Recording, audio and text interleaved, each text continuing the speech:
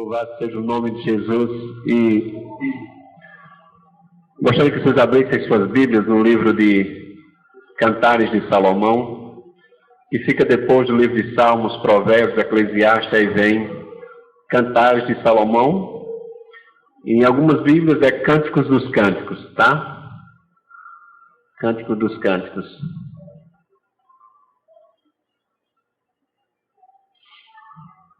Glória a Deus. Fica no Velho Testamento, mais ou menos no meio da Bíblia. Cântico dos Cânticos, ou Cantares de Salomão. Amém? Todos encontraram? E antes que eu diga qual o capítulo, tá bom? Certamente hoje você vai ouvir sobre a palavra amor. Sobre o amor, eu posso lhes garantir de uma forma que vocês nunca ouviram falar sobre o amor. Amém? Hoje vocês vão poder compartilhar comigo sobre o amor. E esse é o amor de Deus de maneira que vocês nunca ouviram antes. Amém? Aleluia. Abraão, você pode baixar um pouquinho para aquela ali? Então, Cantares de Salomão, no capítulo 8, no último capítulo. Aleluia. No versículo de número 6. Cantares de Salomão, capítulo 8, versículo 6. Todos chegaram lá? Encontrou lá, Dazinho? Encontrou, né? Cantares de Salomão, capítulo 8, versículo 6, diz assim: Põe-me como selo sobre o teu coração, como selo sobre o teu braço, porque o amor é forte como a morte, e duro como a sepultura o ciúme. As suas brasas são brasas de fogo, labaredas do Senhor. As muitas águas não poderiam apagar este amor, nem os rios afogá-lo. Ainda que alguém desse toda a fazenda de sua casa por este amor, certamente a desprezariam. Amém? Vocês entenderam o que está escrito no versículo 6? Quando ele diz, no meio do texto, que diz assim, porque o amor é forte como a morte. Quem já tinha escutado esse texto? Levante a mão, por favor. Quem já tinha escutado essa expressão? O amor é forte como a morte. E eu estava pensando, porque um homem sábio que passou por essa terra, o nome dele foi Salomão. Amém? Um homem extremamente sábio. Quer saber o que ele, da sabedoria de Salomão? Leia o livro de Provérbios, leia o livro de Eclesiastes e o livro de Cantares. E você verá o que foi que Salomão disse, a sabedoria desse homem. Amém? E ele falou dessa maneira: põe-me como selo sobre o teu coração, como selo sobre o teu braço, porque o amor é forte como a morte, e duro como a sepultura o ciúme. As suas brasas são brasas de fogo, labaredas do Senhor. As muitas águas não poderiam apagar este amor, nem os rios afogá-lo. Ainda que alguém desse toda a fazenda de sua casa por este amor, certamente a desprezariam. Amém? O amor é forte como a morte. E eu estava pensando, meu Deus, como é que Salomão faz uma comparação dessa? Que ele fizesse a comparação do amor com outras coisas, mas fazer exatamente com a morte? Não tem nada a ver amor com a morte, são duas coisas completamente opostas, se opõem diretamente uma à outra. E como é que Salomão, sendo o homem mais sábio que passou aqui nessa terra, faz essa comparação e diz, o amor é forte como a morte? Como? Porque nós sabemos que quando Deus criou o homem, havia uma ligação eterna entre Deus e o homem. O homem estava ligado às fontes eternas de toda a vida. Como eu compartilhei domingo, não foi? O homem recebia direto de Deus, ele era alimentado direto de Deus. Ele tinha toda a sua suficiência. Todo o seu suprimento o homem tinha direto em Deus. Tanto é que Adão e Eva não precisavam pedir nada a Deus. O que eles necessitavam, eles lançavam a mão e pegavam. Porque para eles não havia necessidade nenhuma. Eles eram completos. Mas aí interveio um elemento que foi a morte, não foi isso? Entrando a morte no mundo por causa da desobediência de Adão, ela passou a todos os seres humanos, não foi isso? E como é que Salomão vem agora e faz a comparação do amor com essa morte? Misericórdia. Será que Salomão não estava pensando bem nessa hora? Será que ele deixou de ser inspirado nessa hora? Com certeza isso não aconteceu. Amém? Se Salomão disse que o amor é forte como a morte, ele sabe exatamente o que estava dizendo. Aleluia! O amor é forte como a morte. Vocês sabem que quando alguém morre, ou um ser humano, ou um ser vivo morre, encerram-se todas as coisas, não é assim? A morte não é o encerramento de tudo? A morte não é acabar com tudo? E dias atrás eu fui a um grupo de estudos e eu preguei justamente sobre a morte. Engraçado, né? Falar sobre morte para cristãos. Mas aqui, para o homem que não tem Jesus, para o homem que não tem Deus, a morte é o fim de tudo. Ela acaba com tudo, ela sela tudo. Mas para os cristãos, a morte não é o fim de tudo. Amém? É o início de uma nova vida na eternidade com o Senhor. Aleluia. Mas aí eu volto a esse questionamento. Como é que Salomão faz uma comparação dessa? O amor é forte como a morte. Aí eu pergunto para vocês, e vou deixar que vocês pensem sobre o que eu vou perguntar agora. Qual é o grande trunfo da morte? Qual é o grande trunfo que a morte possui? Qual é o grande significado da morte? Alguém pode me dizer?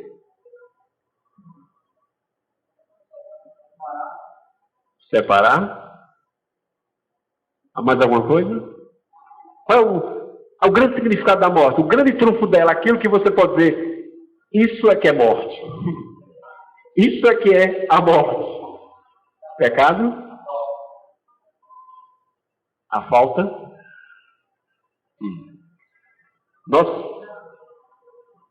O encerramento da vida, encerramento de tudo. É interessante, né? Se Salomão fez a comparação do amor com a morte, não foi porque a morte encerra todas as coisas. Não foi. Porque se fosse assim, o amor também encerraria todas as coisas. E ele encerra? Não. Então não é por essa razão que o amor é forte como a morte. E por que será? Por que é que a morte... Qual é o grande trunfo da morte? Eu sei que o aguilhão da morte é o pecado, como eu preguei naquele dia. E a força do pecado é a lei. Mas não é isso que eu estou falando hoje. Que a morte ela tem um grande trunfo, a coisa que mais significa a morte, que torna a morte relevante. Sabe o que é? Escute bem essa palavra, ruptura. Ela rompe as coisas. Amém? O grande trunfo da morte é que ela provoca uma ruptura onde ela age. Onde ela é operante e ela provoca uma ruptura. Quando existe uma pessoa e essa pessoa é do nosso convívio e de repente ela sofre alguma coisa e vem a morrer, o que é que acontece entre nós e ela? Uma grande ruptura, uma grande separação. E a morte faz isso com uma categoria como ninguém consegue fazer. Ela é experta nisso, em romper, em fazer rupturas. E digo mais para vocês, quando ela faz isso, ela faz socorro para não mais voltar atrás. Porque onde a morte intervém, trazendo rupturas, trazendo cortes, trazendo separações, ela deixa duas partes. Que partes são essas? A que ficou e a que foi. Justamente isso, Júlio. A parte que ficou e a que foi. A que foi, acabou-se tudo, mas a que ficou está sentindo a falta da parte que foi, não é assim? Mas impressionante que ambas as partes, a que ficou e a que foram, não podem fazer nada com relação a isso. Amém? Não podem. Mas até da morte, Jesus é o Senhor. Aleluia. Quando as pessoas dizem, a morte é o fim de tudo, eu disse, não, como não foi para Lázaro. A morte interveio na vida de Lázaro, mas o Senhor ressuscitou Lázaro. Mas o grande trunfo da morte, como eu acabei de dizer, é a ruptura. Eu vou pedir para a Mira rasgar com muita força. Pegue de um lado deles, Mira, e da outra. Assim não, assim vai ficar bonitinho. Você vai pegar assim, do outro lado, e dê um puxão do lado para o outro. O que foi que acabou de acontecer agora? Uma ruptura. Rompeu-se, cortou-se, desligou. Alguém consegue colar isso de volta? Não, né, Mira? Dê-me agora o que você rompeu, a sua ruptura tão enérgica, que mulher de força. Aqui está a parte que ficou, e aqui está a parte que foi, não é? É o grande trunfo da morte. Ela provoca rupturas, e onde ela provoca, eu vou deixar a ruptura voltada para vocês, não se mais consegue consertar. Amém? Ela provoca isso com a categoria tremenda, de forma que aquilo que partiu não pode voltar, e aquilo que ficou só fica com a saudade do que partiu. Porque ela provoca isso, ela rompe, ela corta, ela faz uma secção. E ninguém mais pode resolver isso. E você vai dizer, mas Edaías, agora volte para o que você falou sobre o amor, que o amor é forte como a morte. Sabe por quê, meu querido? É que a morte, ela é, o grande trunfo dela é a ruptura, é o corte, é o desligamento. Ela retira algo de você ou do seu convívio sem nem perguntar, não está nem aí. Leva embora. E ninguém mais pode reaver aquilo. Da mesma forma, Melquiades, é o amor. O amor é forte como a morte, porque o amor também provoca rupturas. Rupturas tal que ninguém mais pode reavê-las ou reatá-las. O amor é forte como a morte, porque assim como a morte tem a categoria de romper com as coisas, o amor de Deus também tem. Onde a morte intervém, ela rompe, ela secciona. Amém? Ela separa. Mas onde o amor de Deus intervém, ele também separa, ele faz uma ruptura. Aleluia. E onde ele faz a ruptura, ninguém mais pode consertar, reaver. Glória a Deus por isso. O amor é forte como a morte. O amor provoca cortes, rupturas na nossa vida, de maneiras que nos tornamos livres daquilo que nos prendiam. Morremos para aquilo que nos retinha, e aquilo que nos retinha morre para nós.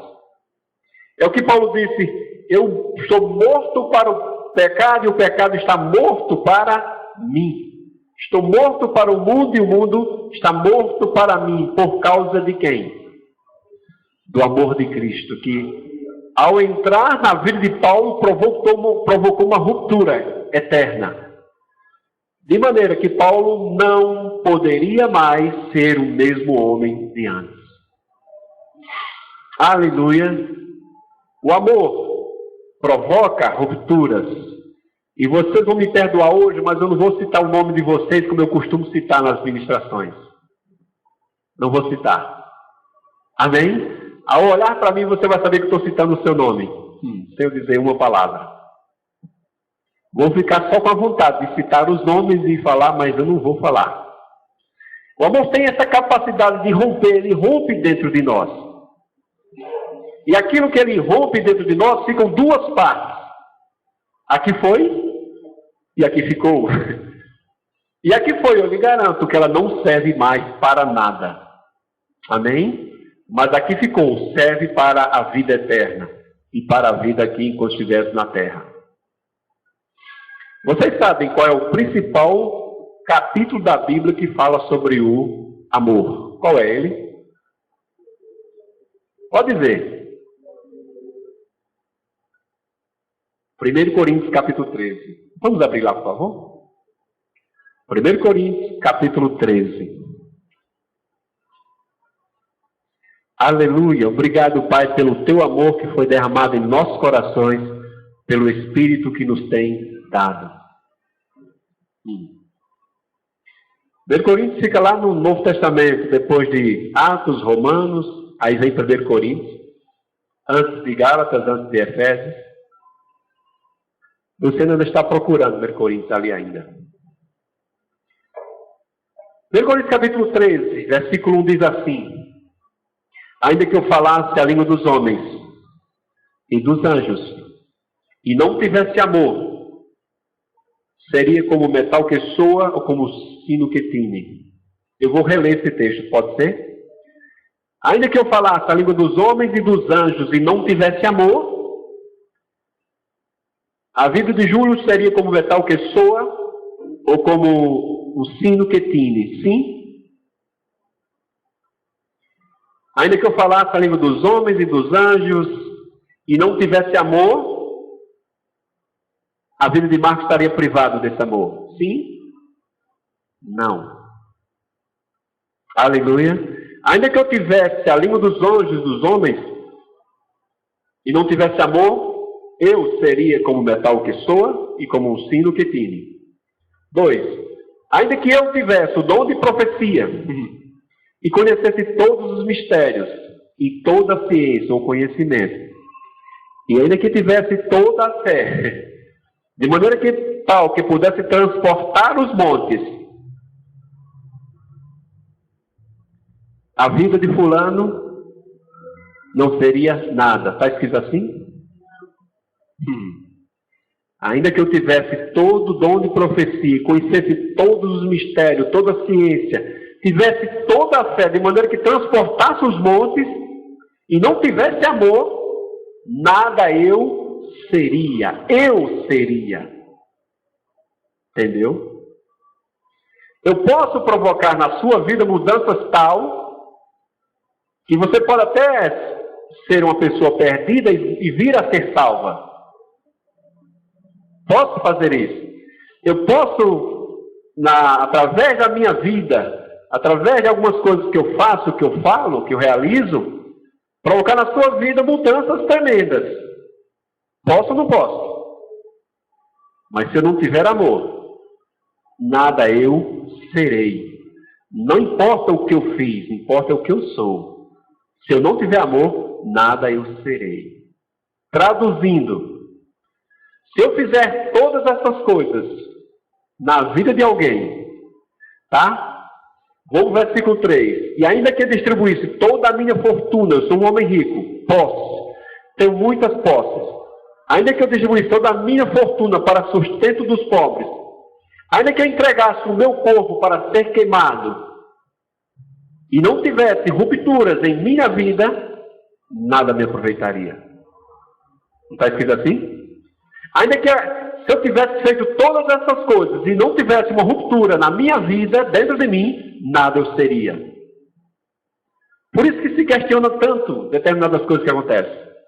Como é que essa pessoa não é de Deus se ela ora e alguém recebe a cura? Como é que essa mulher não é de Deus se ela está orando e as pessoas estão sendo transformadas? Como é que isso não é de Deus? Como é que essa obra não é de Deus se essa pessoa está fazendo isso, isso e isso? Quando você olha para a vida dela não está correspondendo ao Evangelho. Como é que pode isso?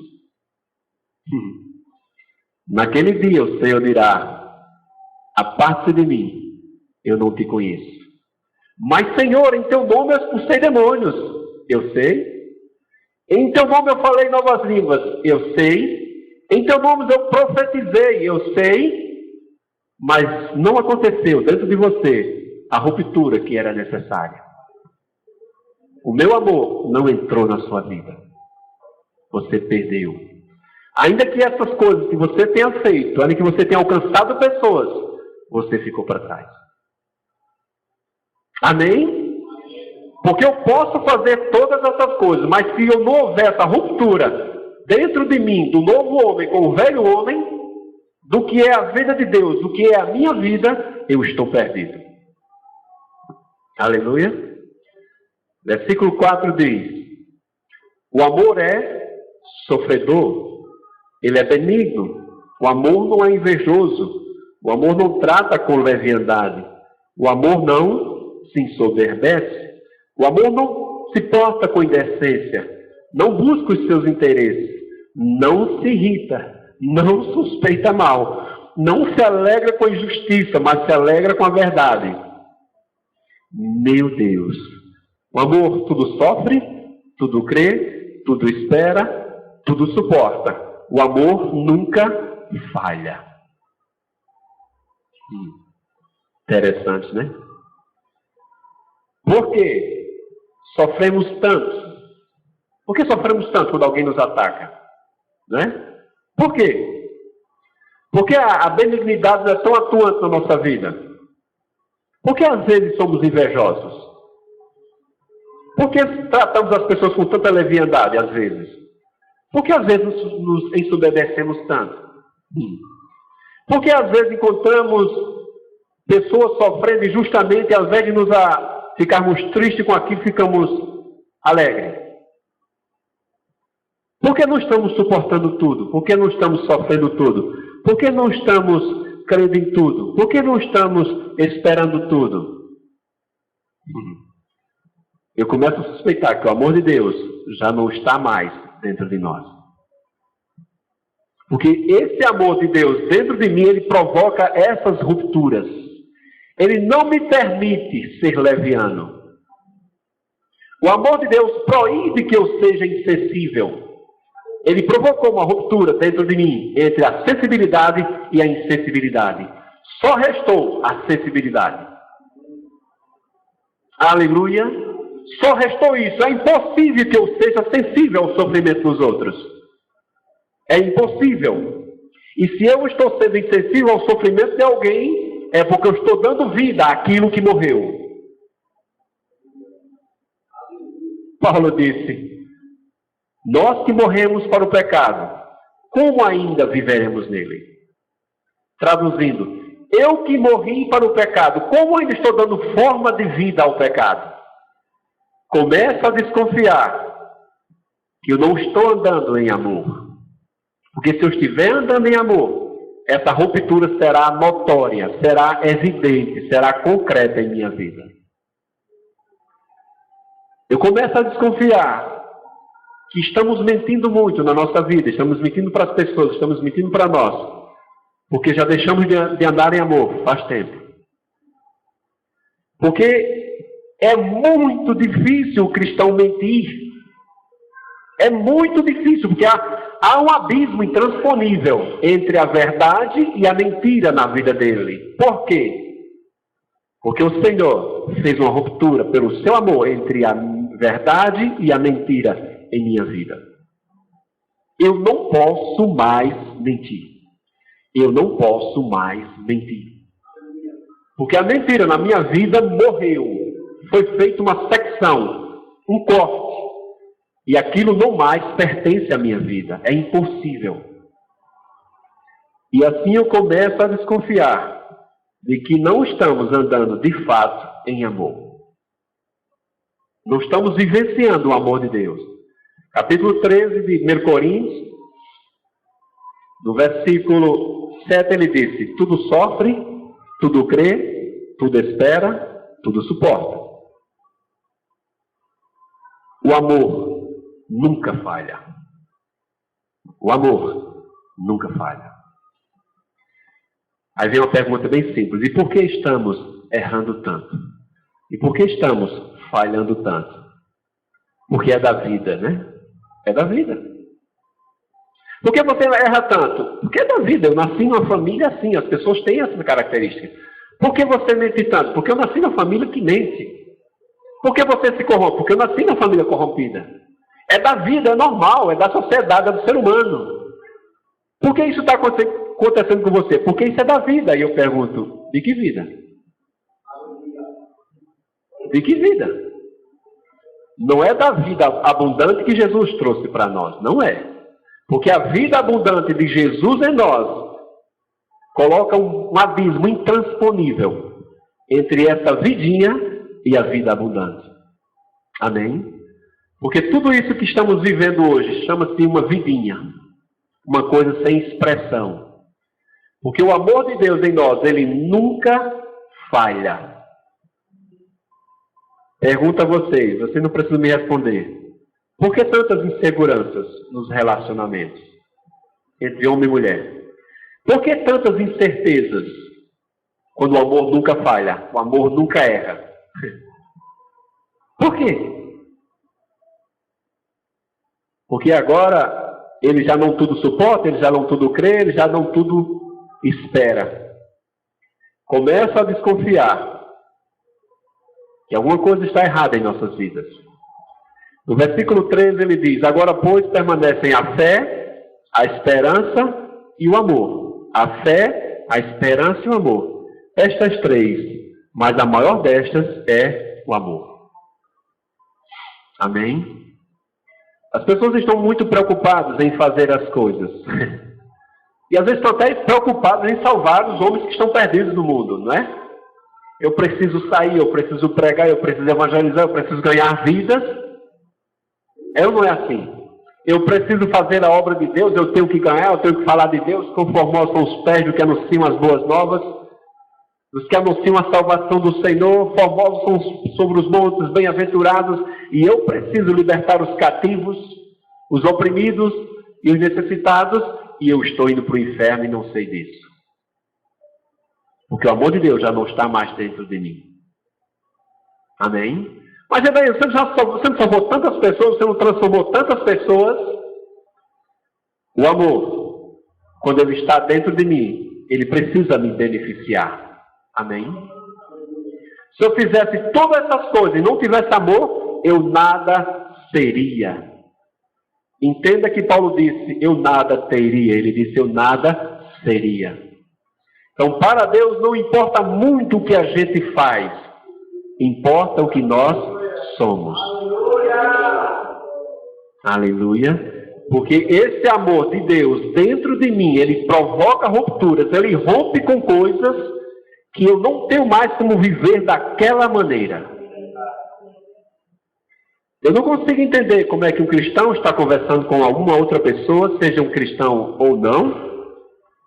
O cristão está aqui conversando com essa pessoa ali, seja aquela pessoa crente ou não, e ele vai conduzindo a conversa, o outro não sabe de nada, mas ele vai conduzindo de maneira que vai chegar ao interesse dele, ao que ele quer. O outro não sabe, mas ele vai conduzindo a conversa, e de repente o outro sai pensando que ele é sincero e que ele falou toda a verdade. Eu não consigo entender como é que isso acontece. Começa a desconfiar que não existe mais amor naquele coração.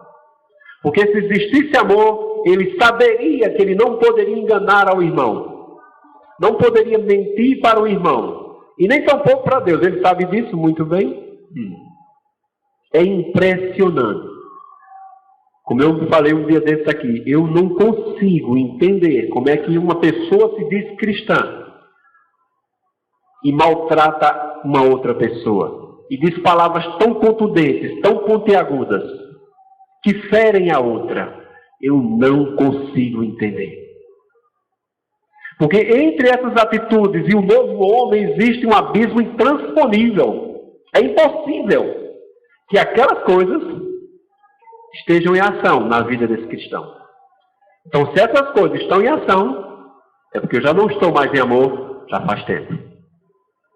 Já caí do amor de Deus, já faz tempo. Estou quase caindo no abismo e não percebi ainda isso. Eu acho muito engraçado. Como é que alguém permite que a ira se acenda dentro de si a ponto dela perder as estribeiras, perder o controle e partir para quebrar o outro no meio? Não, mas eu sou assim, eu não levo desaforos para casa. Você precisa ser rompido por dentro. Amém? O amor de Deus precisa romper com essas coisas na sua vida. Porque você não pode mais viver dessa maneira. Mas é daí que eu não consigo, é da minha formação, do meu caráter, está no meu sangue. Eu parto para cima, eu quebro tudo. Você precisa ser quebrado pelo amor de Deus. Precisa ser rompido por dentro, rachado. Para que fique uma parte para um lado, a parte que ficou e a parte que foi. E a parte que ficou, ela tem que ser poderosa. Aleluia. Eu acho impressionante. E ainda dizemos, abrimos as nossas bocas e falamos, eu ando em amor, andamos em amor. Conversa, isso é mentira, nós estamos mentindo a maior parte do tempo. Vamos para 1 João, por favor. 1 João fica lá pertinho do livro de Apocalipse, no finalzinho do livro, da Bíblia.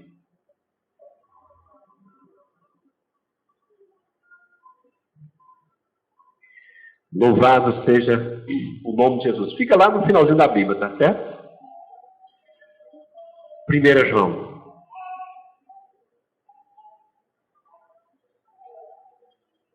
Aleluia. 1 João capítulo 4.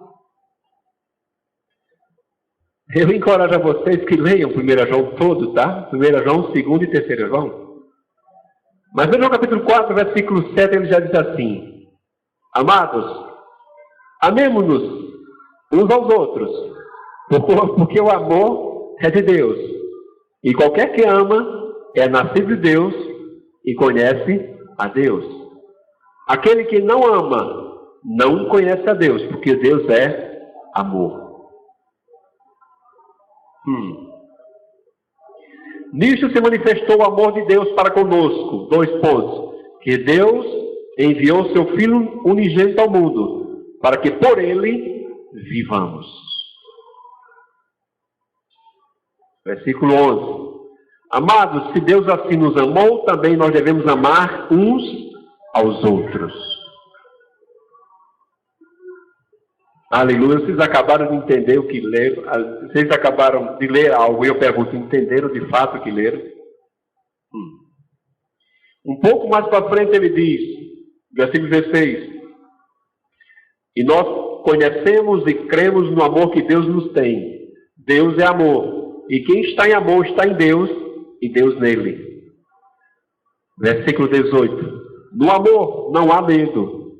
Antes, o perfeito amor lança fora o medo. Porque o medo tem consigo a pena. E o que teme não é perfeito em amor. O perfeito amor lança fora o medo. Sabe por que ele faz isso?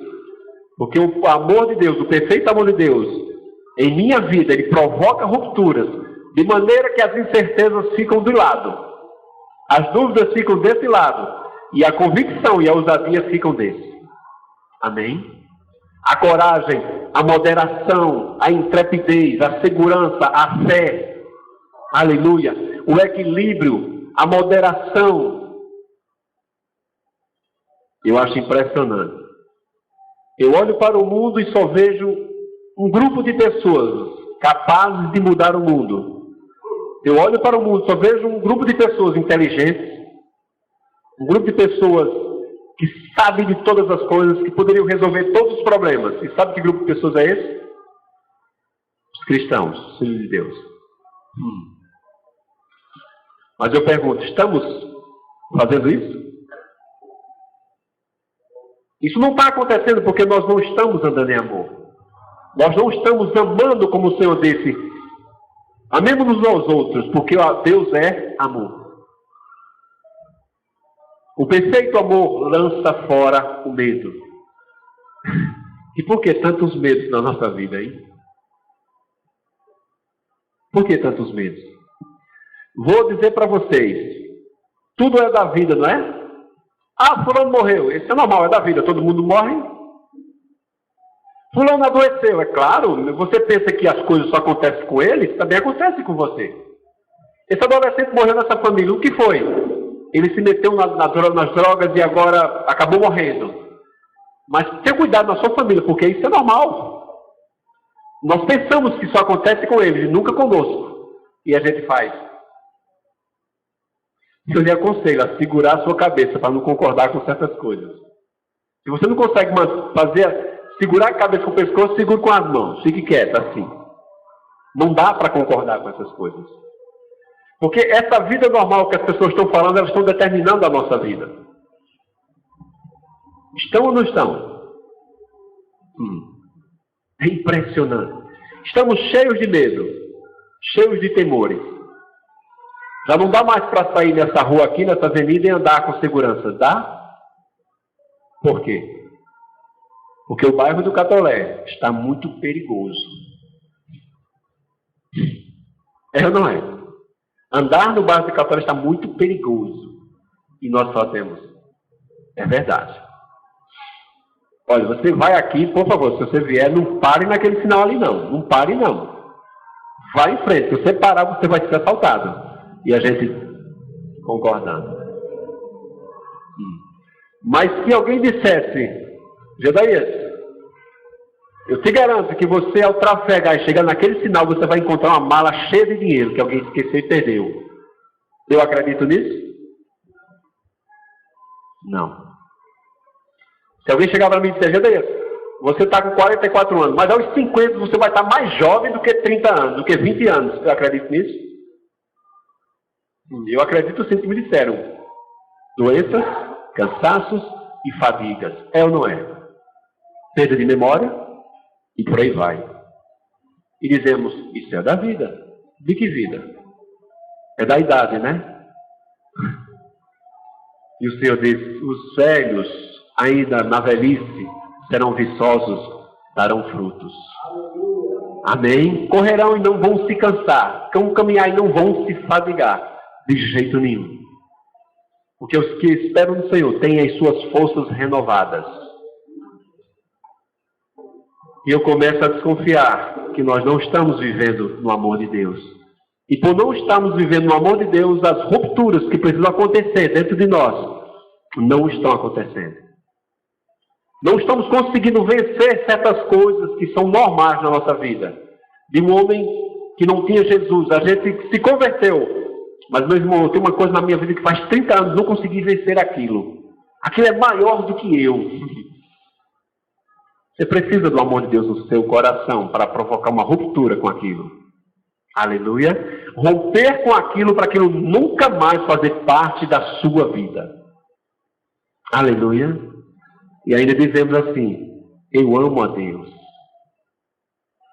Vamos andar com esses cortes, com essas incisões dentro de nós, quando amarmos a Deus e formos amados por Ele. Que Ele nos ama, já sabemos, sim? Sim. Agora, que eu amo a Ele é outra história. Aleluia. Ele está dizendo aqui em 1 João, no versículo 18, no amor não há medo. Antes o perfeito amor lança fora o medo. Porque quem tem medo não está aperfeiçoado no amor. E o medo traz consigo o sofrimento. Aleluia. É isso que estamos precisando fazer na nossa vida. Amar a Deus sobre todas as coisas. E ao próximo como a nós mesmos. Estamos querendo inventar coisas para entender o que é andar no amor. Estamos querendo que alguém chegue para nós e defina o que é amar. Né? Eu acho que alguém me explicou bem direitinho o que é amar, agora eu vou viver em amor. Alguém me explicou o que é andar em amor, agora eu vou andar em amor. Meu Deus, e o que é que está dentro de você? Não é o espírito do amor?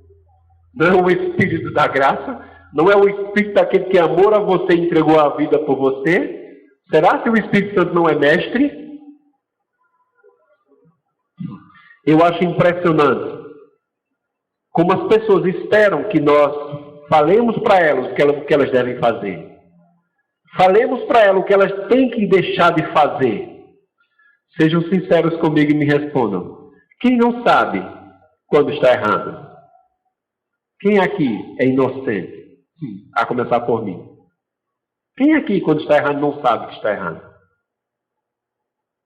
Fazer como Nira disse essa semana, conversando com ela, ela disse, temos falado assim, Senhor, abra os olhos do nosso entendimento para que nós entendamos as coisas. Foi assim que você disse? As pessoas estão dizendo, Senhor, abra os olhos do entendimento. Vamos orar por aquela pessoa para que Deus abra os olhos do entendimento dela. Então você tem que orar para que ela nasça de novo. E Nira disse, que história é essa de estar pedindo para que abra os olhos do entendimento? Já foram abertos não quando nasci de novo? Já foram abertos. Se eu estou andando em trevas é porque eu quero, é porque eu estou permitindo. Os meus olhos foram abertos, sou uma nova criatura, eu entendo tudo de Deus. Ou não? Que limite é que o Espírito de Deus está tendo dentro de mim para comunicar as verdades de Deus? Ele não sabe lidar com a minha natureza, não sabe lidar com a minha personalidade, não sabe porventura? Mas é impressionante como nós decidimos viver as nossas próprias vidas e o amor de Deus já não consegue mais romper dentro de nós. Amém? É impressionante. É impressionante como nós somos egoístas nos nossos relacionamentos. É impressionante. É impressionante como vivemos a lei de Gerson, né? O que importa é que eu levo a vantagem. Não é assim a lei de Gerson é essa? Eu que levar vantagem em tudo? Quando Jesus ensinou e viveu o contrário. Se alguém te bater numa face, te oferece a outra. Se alguém te obrigar a andar com ele 1 milha, vai com ele 2. Se alguém te tomar a capa, dá também a túnica a ele. Meu Deus, vivemos o contrário do amor de Deus. E ainda queremos dizer, não, vamos fazer um seminário sobre o amor de Deus. Vamos fazer uma semana de eventos onde vamos aprender sobre o amor de Deus.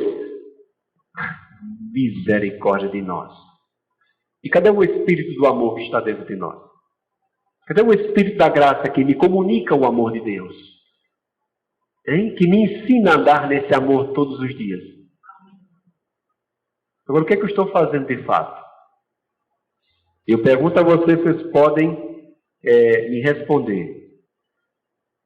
Me aponte um homem ou uma mulher na face da terra que seja inocente, que não saiba o que está fazendo? Por que é que sabemos sempre o que estamos fazendo quando estamos fazendo certo? Por que é que sabemos sempre o que estamos fazendo quando estamos fazendo certo? E quando estamos fazendo errado, não sabemos o que estamos fazendo? Né? Por que você fez isso? Eu não sei. Estava fazendo errado. Aí faz certo. E eu fiz certo. Eu sabia o que eu estava fazendo. Mas quando erramos dizendo, não sei por que eu fiz. É ou não é assim? Vamos ser sinceros diante de Deus. Vamos ser transparentes diante de Deus. Porque Deus, Ele não tem dificuldade de enxergar o nosso coração, a nossa vida.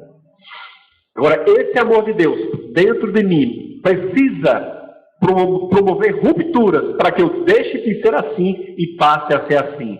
O que passou, passou e eu passo a viver dessa maneira. Amém?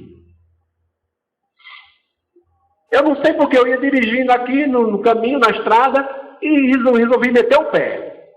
Eu gosto de correr, aí se acidentou. Eu não sei porque eu fiz isso. Não sabe? Aleluia.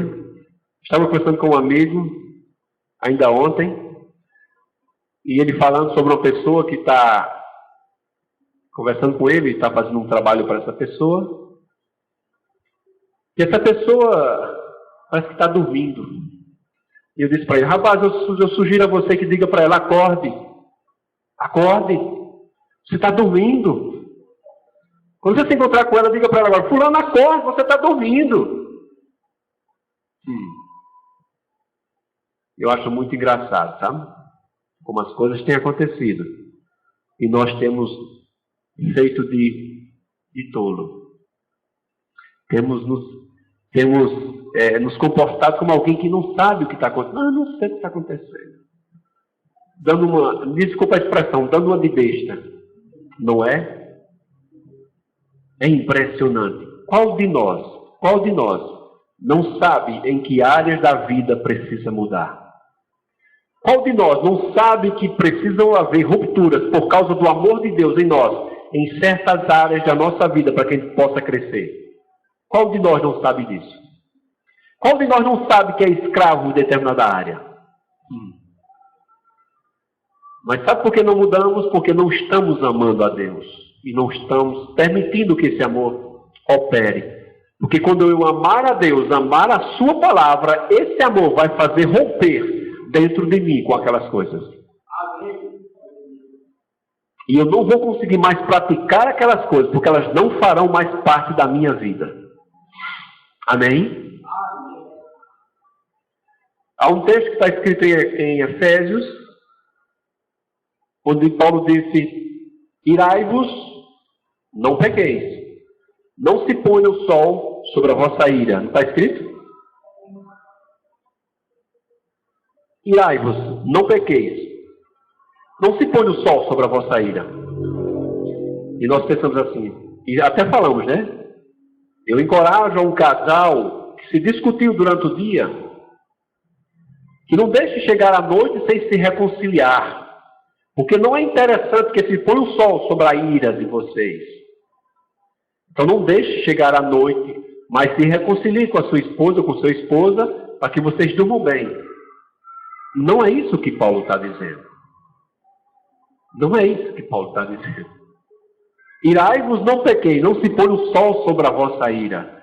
Ele está dizendo, você pode irar-se, mas não peque. Não se põe o sol sobre a vossa ira, ou seja, que o sol não aqueça mais a sua ira, de maneira que você perca o controle. Não se põe o sol sobre a sua ira, porque se pôr, ele vai aquecer e você vai fazer besteira. É isso que ele está dizendo. Amém? Louvado seja o nome de Jesus.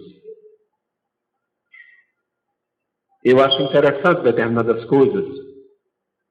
Como é que as pessoas têm coragem de chegar a brigar com outra? Luta corporal.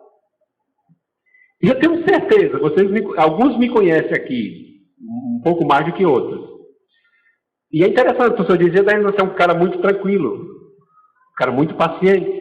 Não dizem isso? Um cara muito moderado, tal. Paciente. Tirar sua paciência é difícil. Eu tenho certeza que se alguém conseguisse tirar minha paciência, se eu tivesse que brigar com a pessoa, eu iria estraçalhar aquela pessoa. Com essas mãos que vocês estão vendo. Se eu tivesse que brigar com alguém, eu iria quebrar essa pessoa todinha no meio. Essa pessoa que vocês estão vendo aqui. E não é porque existe um Jedi adormecido, um diabão irado aqui dentro, não. Não existe um calcanhar de Aquiles sensível que você não possa tocar, não. Mas, meu amigo, eu sei muito bem a força que eu tenho. Eu sei muito bem a disposição e a coragem que eu tenho. E que eu não abro nem para um trem carregado de dinamite com um louco em cima fumando cigarro e charuto. Não abro. Mas o amor de Deus que está dentro de mim é muito maior do que isso. Não estou dizendo que existe um leão adormecido, mas eu estou dizendo que eu sei muito bem o que é a ira. Vocês não têm ideia do que é um homem irado. Não tem animal que se compare a ele. Então eu recebi uma ruptura, pelo amor de Deus, dentro de mim. E eu não posso me irar, ainda que eu queira. Amém? Por isso que eu não vou estraçalhar ninguém. Poderia colocar 10 homens na minha frente, todos eles armados. Acabaria com todos eles. Então duvide disso. Porque eu sei a força que eu tenho. E eu sei quem eu sou em Deus. Mas a força que Deus me deu não é para matar homens. Não é para acabar com homens. É para salvar homens. Amém? É por isso que eu suporto as afrontas. É por isso que eu suporto as mentiras, as calúnias, as críticas. O pisar sobre a minha vida como se eu fosse um tapete. Às vezes Miriam diz, Gedaías, misericórdia. Graças a Deus pela tua vida. E eu digo, graças a Deus pela vida de Jesus em mim. Porque a coisa mais fácil é você dar um golpe, jogar aquela pessoa no chão e pisar nela. E acabar com ela. Mas o amor de Deus não faz isso. O amor de Deus suporta todas as coisas. Está ou não está escrito? O amor de Deus suporta. Ele nunca falha. Quando ele entra numa questão, ele entra para ganhar. Ele entra para resolver. Ele entra para ter o resultado final. Amém? Louvado seja o nome de Jesus.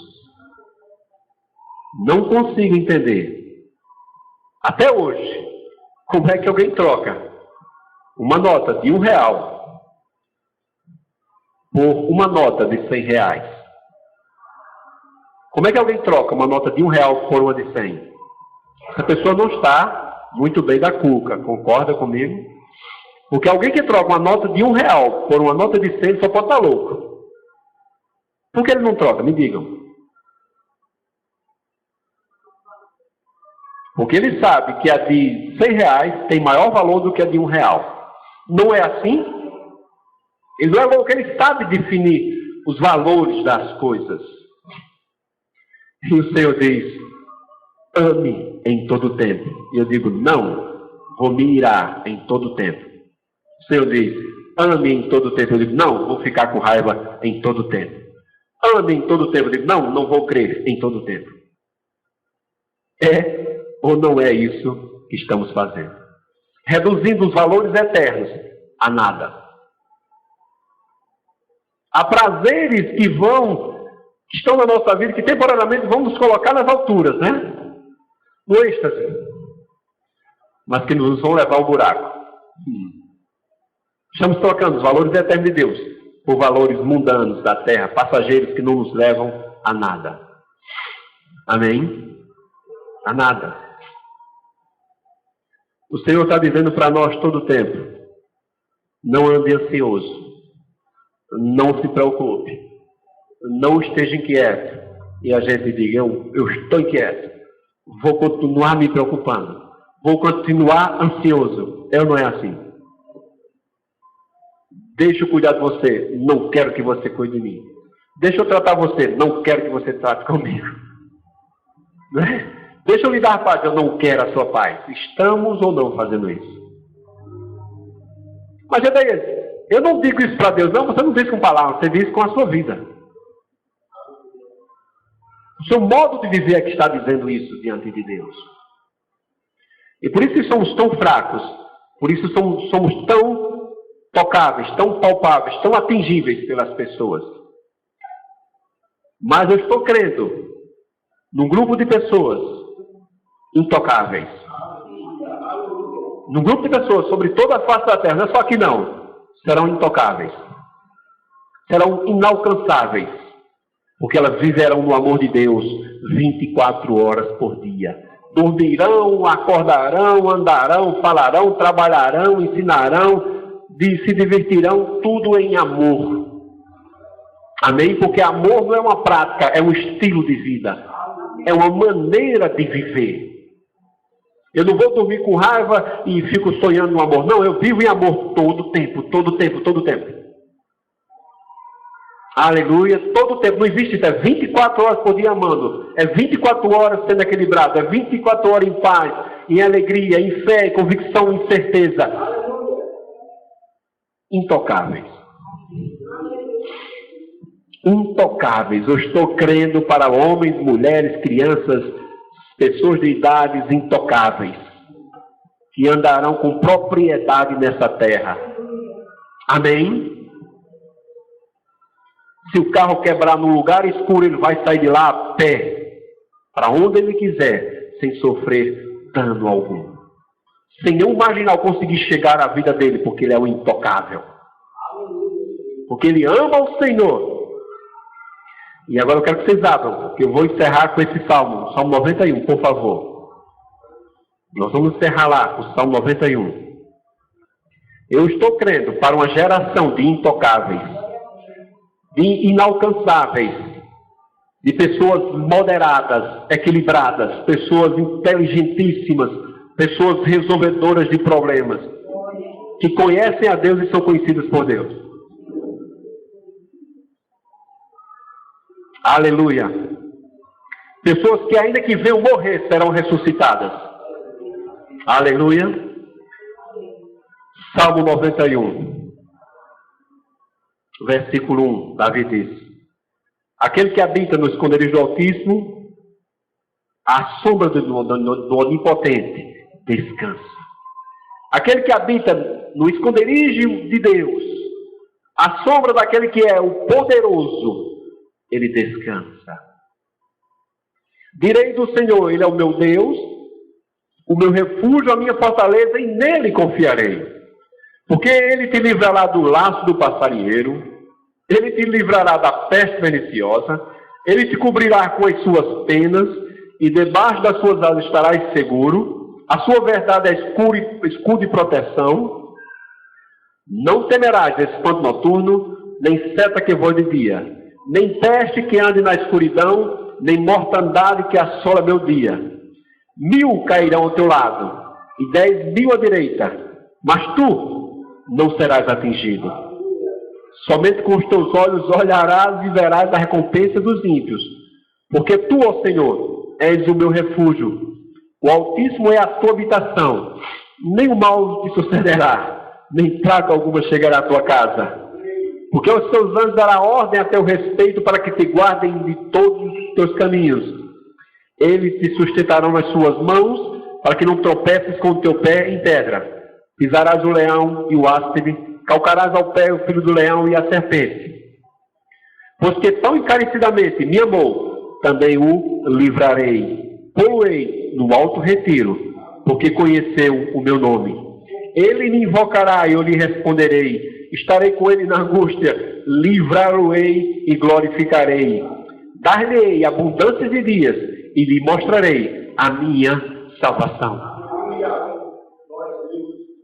Eu sei que alguns aqui já sabem, porque eu já disse qual é o texto. O principal texto do Salmo 91. Qual é? O versículo 14. O principal texto do capítulo 91 de Salmos é o 14. Pois que tão encarecidamente me amou, eu o livrarei. Pô-lo-ei num alto retiro, para que ele seja intocável, inalcançável, inatingível, porque ele conheceu o meu nome. Vou parafrasear. Pois que tão encarecidamente rompeu-se dentro dele, houve rupturas dentro dele, ele foi separado lá no íntimo dele, de maneira que não vive mais fora de mim, ou de uma forma de vida contrária à minha, ele apenas vive em mim e eu vivo nele. Eu o livrei, eu o coloquei no alto e seguro retiro. Amém? E ele me invocará e eu responderei. Estarei com ele na angústia e livrá-lo-ei. Amém? Eu já tenho dito e vou repetir. Tenho acreditado e confiado em Deus uma geração de homens e mulheres intocáveis, inatingíveis, que andarão nessa terra aqui e mostrarão a bondade, a glória, o poder e a salvação de Deus. Dentro do Evangelho, vou repetir o que eu tenho dito várias vezes aqui. E quando alguém me escutar, não vou dizer o nome dele não, mas ele sabe o que eu estou dizendo. Dentro do Evangelho, não é fora dele, não existem carentes, não existem necessitados. Dentro do Evangelho não existem carentes, não existem necessitados. Porque o carente e o necessitado, ele está escravizado por qualquer coisa. Por isso que o Senhor é o Deus que supra as necessidades dos seus filhos em todos os sentidos. Não há carentes dentro do Evangelho, não há carentes. Aleluia. Não há déficit de atenção, não há déficit de carência. Nós somos supridos por Deus. Quando alguém achou que chegou perto de nós, nós escapamos como um peixe que você não consegue segurar pela mão, que ele rola entre as suas mãos, desliza. Amém? E se alguém pressionar, nós saímos das mãos dele como um gás que escapa. Uma geração de intocáveis. De pessoas que não terão carência, que não terão necessidade nenhuma. Não estou falando de pessoas afortunadas, não. Estou falando de pessoas que terão fortunas imensas, não. Pessoas que terão fortunas e pessoas que não terão fortuna. Pessoas que serão pobres, mas serão intocáveis. Pessoas que viverão na miséria. Mas, Edaías, um crente pode viver na miséria? Pode. Mas ainda na miséria, ele ser intocável. Ele ser indestrutível. Porque a miséria não é mais poderosa que o Deus que habita nele. Porque o amor de Deus nele fez rupturas, que ele rompeu com a miséria. Ele não é escravo da miséria. Aleluia. Louvado seja o nome de Jesus. Eu tenho dito, e talvez muitos de vocês não escutaram o que eu vou dizer agora. Não sei quantas pessoas aqui já me escutaram dizer isso. mas vamos ouvir pela primeira vez. A minha esposa Nira, ela tem um espírito rico. O espírito dela é rico, ela é rica, ela é elegante, ela entende das coisas. Ela é assim, ela é rica, e ela não precisa estar cheia de atavios, não precisa, porque ela é rica por essência. Amém? A riqueza dela veio de Deus. Ela pode estar ou não, vestida ou mal vestida, ela é elegante. Amém? Porque o espírito dela é rico. Isso eu atesto. Amém? É isso que é o evangelho de não carentes, de não necessitados. É alguém que sabe, porque sabe aqui dentro. E já veio outra seguindo o caminho dela. Lá está ela lá, Samara. O espírito rico também. Entende das coisas, sabe das coisas. Ela é rica também. Samara é riquíssima. Tem um espírito brilhante. Ninguém vai apagar a luz de Deus que está dentro dela. Amém? Não importa como ela está, ela reluz. E aqui está Lucas me seguindo também. Meu Deus. Não olhe para ele com os olhos naturais, não, que você está vendo um homem tremendo. Um homem que suporta, um homem experimentado. Só tem 15 anos, vai fazer 16 anos, mas ele é um homem forte, de estruturas em Deus. Amém? Que sabe o que quer e sabe onde vai. Não tente pisar nele, que você não vai conseguir pisar nele. Amém? Porque há um espírito vivificado dentro deles. Há um amor derramado que criou rupturas na vida deles. Rupturas eternas que ninguém vai conseguir dominar. Amém? Eles são ricos, são prósperos em vida. Aleluia. Uma geração de intocáveis. Amém? De insensíveis contra o mal, mas extremamente sensíveis às necessidades, ao sofrimento. Aleluia. Louvado seja o nome de Jesus. E encoraja que você viva dessa maneira, porque mais cedo ou mais tarde virão para você todas as colheitas daquilo que você tem vivido em Deus. Daquilo que você tem andado no amor de Deus, chegarão para você mais cedo ou mais tarde. Não desista. Amém? Mais cedo ou mais tarde você vai colher o que você está plantando. E deixe-me esclarecer uma coisa. Já vai dar uns 3 dias que eu estou querendo dizer isso para alguém. Eu disse a vocês que eu não ia dizer o nome, não foi? Faz alguns dias que eu estou escutando alguém falar uma coisa e ele vai saber quando eu estou falando. Essa pessoa chegou para mim e disse: eu tenho percebido que você, tu e Nira, são terra fértil. E eu quero plantar em terra fértil. E eu não tive a oportunidade de dizer para ele, mas vou dizer agora. Ele sabe o que estou falando. Nós não plantamos no terreno dos outros. Nós plantamos na nossa própria terra. Quem planta em terreno dos outros é arrendatário. Você arrendou a terra. Concorda? Você planta na sua terra. Quando ele está me abençoando, ele está plantando na terra dele. E a terra dele vai dar a 100 por 1, a 30 por 1 e a 60 por 1. Se você está plantando na terra do outro, o outro é que vai colher aquilo que você está plantando. Então plante na sua terra, porque você é terra fértil. E o outro está apenas recebendo as bênçãos da sua colheita. Sabe por quê? Eu disse que não vou falar o nome e não vou continuar sem falar o nome de ninguém hoje. Quando você diz que está plantando na vida de alguém, você está dando pouco, porque a semente é pequena. Quando você diz que está plantando na vida de alguém, você está dando pouco. Porque nunca vi você tirar um pé de feijão, um pé de milho com tantas espigas, plantando muitas espigas. É assim, uma saca de milho para colher um pé de milho? É o quê? Um único grão. Então não plante na vida dos outros, porque plantar na vida dos outros é dar pouco. Você deve dar a sua colheita aos outros, porque elas serão muitas. E volto a dizer, tempo de plantio, tempo de arar a terra, tempo de preparar a terra, é tempo de solidão. Quem já viu aqui um agricultor fazer festa no plantio? Alguém já viu? Festa do plantio? Fazer festa de quê? Da colheita. Onde todos participam e todos se alegram. Então plante no seu terreno, sozinho, solitariamente, você e Deus. E Deus vai lhe recompensar publicamente. E aos outros você não planta não, você dá a sua colheita. Porque plantar nos outros é dar pouco, é dar sementes, e sementes são poucas.